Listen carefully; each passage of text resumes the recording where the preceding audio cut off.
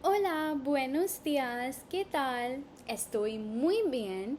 Me llamo Rachita, yo vivo en Delhi con mi familia, yo tengo 20 años, yo soy una estudiante de español en Fluent Fast Academy y yo soy una estudiante de inglés en la Universidad de Delhi. Mis cumpleaños es en 26 de abril. En mi cumpleaños yo como muchos chocolates con mis amigos y mi familia.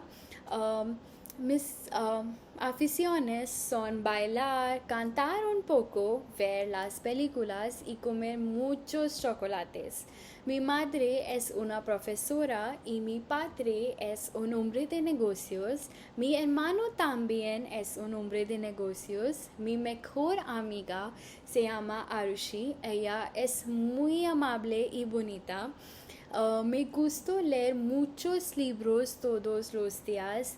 A veces yo leo un libro todo el día. Mi lugar favorita en mi casa es mi habitación o mi jardín terraza porque tiene muchas plantas y flores. Mi ciudad favorita es Goa porque tiene muchas playas, especialmente para las fiestas. Mi estación favorito es el verano porque yo puedo comer muchos helados. Yo prefiero el café con chocolates más que té.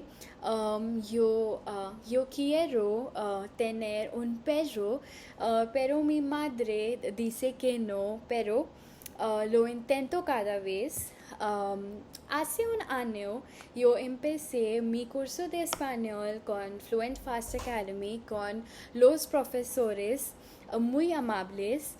En la clase de español nosotros aprendemos muchas cosas como el pretérito perfecto, el pretérito imperfecto, el pretérito progresivo, el pretérito indefinido y cómo escribir una carta a mis amigas o a mi familia. En la clase de español nosotros hablamos mucho sobre de la cultura de español, las comidas y muchas otras cosas. Nuestro profesor es muy amable y fantástico. Las cosas son muy interesantes para estudiar. En la clase de español yo puedo hablar y escuchar las canciones en español. Mi parte favorita en la clase de español es la presentación de la historia. Es muy interesante. Este es todo mi presentación. Yo no puedo empezar para empezar mi nivel B2 con Fluent Fast Academy. Este es todo. Chao. Adiós.